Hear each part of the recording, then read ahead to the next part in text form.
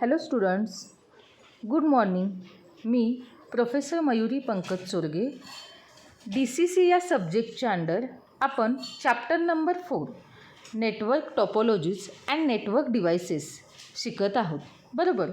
तर प्रिव्हियस लेक्चरमध्ये आपण नेटवर्क डिव्हाइस म्हणजे काय, कोणकोणत्या टाईप्सचे डिव्हायसेस आहेत, त्या प्रत्येक डिव्हाइसचं ॲक्च्युअल फंक्शन काय आहे, त्याचं वर्किंग काय आहे, त्याचा यूज कुठे केला जातो याच्याबद्दल स्टडी केलेला आहे. तर आजच्या लेक्चरमध्ये आपण नेक्स्ट पॉईंट स्टार्ट करणार आहोत, that is wireless network component. तर वायरलेस नेटवर्क कॉम्पोनंट हा चॅप्टर नंबर 4चा लास्ट पॉईंट असणार आहे. आजचा पॉईंट कंप्लीट झाला की इथं आपला चौथा चॅप्टर कंप्लीट होतो आहे. लक्षात येते आहे सर्वांच्या? ओके. आता वायरलेस लोकल एरिया नेटवर्क काय यूज केलं जातं ते बघूया. त्यालाच शॉर्टमध्ये काय म्हटलं जातं? WLANS, WLANS म्हणजेच वायरलेस लोकल एरिया नेटवर्क. ते काय यूज करतं? तर it use the same basic structure of components as the traditional Ethernet wired networks. लक्षात येते का बघा? हा जो काही वायरलेस लोकल एरिया नेटवर्क असणार आहे तो काय करतो, तर जे काही ट्रॅडिशनल इथरनेट वायर्ड नेटवर्क होतं, इथरनेट वायर्ड नेटवर्क जे होतं त्याचं जे काही डिझाईन बेसिक स्ट्रक्चर होतं त्याच्या कॉम्पोनंट्सचं, ते सेम स्ट्रक्चर काय करतं, wireless local area network use करतं. लक्षात येतं आहे सर्वांच्या? Okay. So business typically use wireless network within a single building or a building to building connection, often as an extension to a wired network. म्हणजेच काय, जिथे जिथे बिझनेसेस चालू आहेत तिथं हे जे काही वायरलेस नेटवर्क असणार आहे ते विदिन द सिंगल बिल्डिंगमध्ये असेल किंवा बिल्डिंग टू बिल्डिंग कनेक्शन करायचं असेल तर तिथं हे जे काही वायरलेस नेटवर्क असणार आहे ते यूज केलं जातं. लक्षात येतं आहे सर्वांच्या? ओके. तर एक्झाममध्ये तुम्हाला जनरली काय क्वेश्चन विचारला जातो? What are the main components of a wireless network, असा तुम्हाला एक्झाममध्ये क्वेश्चन विचारला जातो. मी पुन्हा एकदा सांगते, वायरलेस नेटवर्क जे असणार आहे त्याचे कोणकोणते कंपोनंट आहेत असा तुम्हाला एक्झाममध्ये क्वेश्चन विचारला जातो. तर हे जे काही वायरलेस नेटवर्क असणार आहे किंवा WLAN ज्याला आपण म्हणतो, हे जे याचं जे काही आर्किटेक्चर असतं, फिजिकल आर्किटेक्चर, ते खूप सिम्पल असतं. ओके. आणि त्याचे जे काही कंपोनंट्स असणार आहेत ते किती आहेत? मेन कंपोनंट्स आहेत ते 2 आहेत. लक्षात येते का बघा? पहिला असणार आहे वायरलेस ॲक्सेस पॉईंट. कोणता असणार आहे? Wireless access point. आता वायरलेस ॲक्सेस पॉईंट म्हणजेच काय, तर हा सेंट्रल ॲक्सेस पॉईंट असतो आणि तो बेसिकली काय करतो, wireless equivalent of a LAN hub. लक्षात येतो आहे का बघा? हा जो काही सेंट्रल ॲक्सेस पॉईंट असतो तो कोणाच्या इक्विव्हॅलेंट असतो, तर लॅनच्या हबसारखा इक्विव्हॅलेंट असतो. लक्षात येतं आहे का? सो हा जो काही वायरलेस ॲक्सेस पॉईंट असणार आहे हा स्मॉल बॉक्स असतो within 1 or more areas that uses a connector to attach it to the rest of your wired LAN.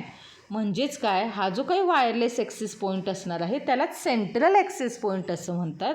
आणि हा जो काही वायरलेस ॲक्सेस पॉईंट असणार आहे तो इक्विव्हॅलेंट कोणाला असतो, तर लॅनच्या हब्सला इक्विव्हॅलेंट असतो. हा एक स्मॉल बॉक्स असतो जो काय यूज करतो, कनेक्टरचा वापर करतो. कनेक्टरच्या मदतीनं तो काय करतो, जे काही रेस्ट ऑफ वायर्ड लॅन असणार आहे त्याला तो अटॅच करून घेतो. लक्षात येते सर्वांच्या? फर्स्ट कंपोनंट कोण असणार आहे? Wireless access point. सो हा जो काही ॲक्सेस पॉईंट असणार आहे तो काय करतो, receive and transmit data from and to all the wireless devices in their area.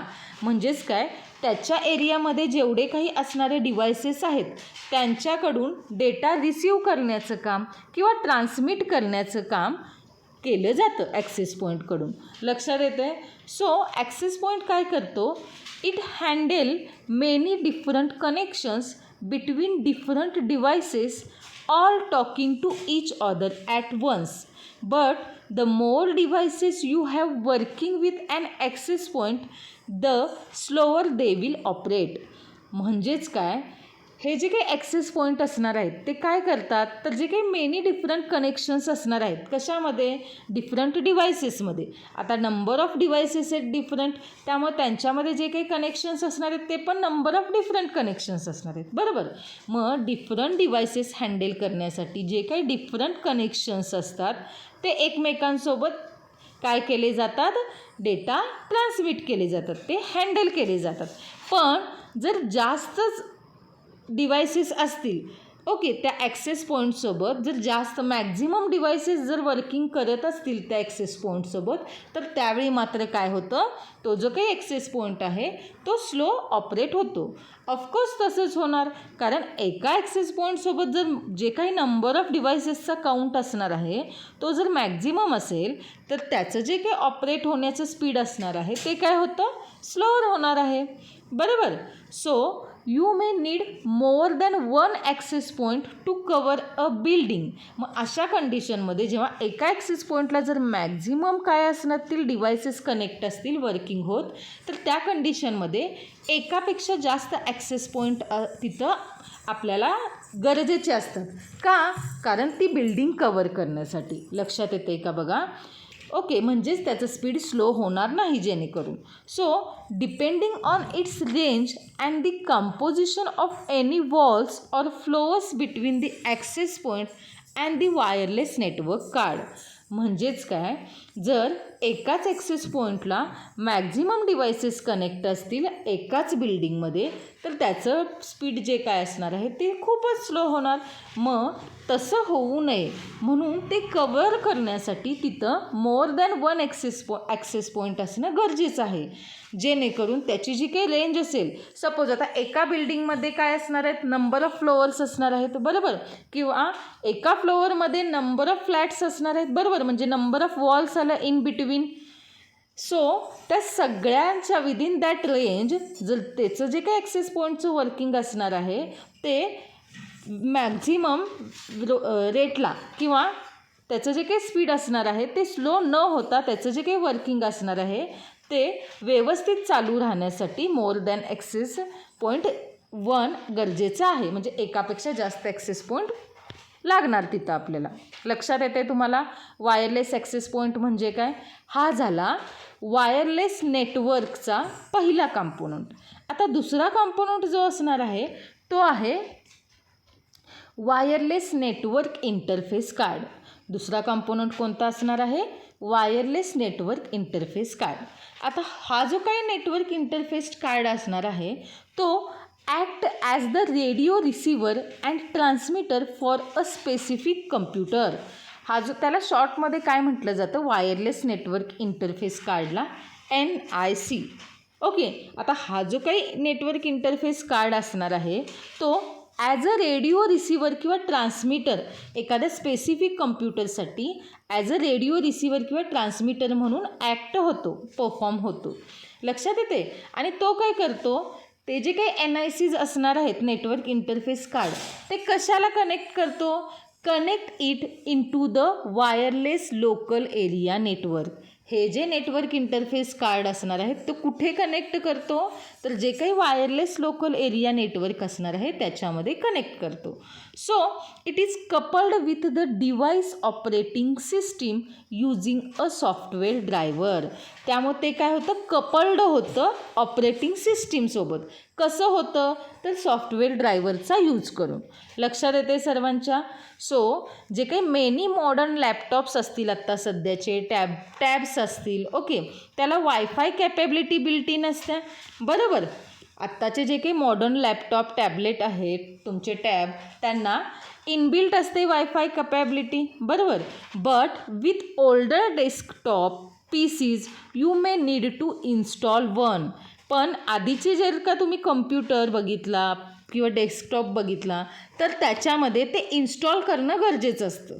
लक्षात येते. पण आत्ताच्या लॅपटॉपमध्ये ते इनबिल्टच आपल्याला मिळून जातं. So most wireless network card म्हणजेच कोण, NIC काय करतात, connect to an access point. Access पॉईंटला कनेक्ट केले जातात. मग त्यातले काही NIC काय करतात, peer to peer connection enable करतात. त्यातले काही नेटवर्क इंटरफेस कार्ड काय करतात, peer to peer connection enable करतात. म्हणजेच काय, they can talk to other compatibility network card that are within its range. Peer to pair connection enable करतात NICs, म्हणजेच त्याच्या रेंजमध्ये असणारे जे काही दुसरे नेटवर्क कार्ड असतील, कॉम्पॅटिबल नेटवर्क कार्ड, त्यांच्यासोबत त्यांचं काय होतं, कम्युनिकेशन घडून येतं.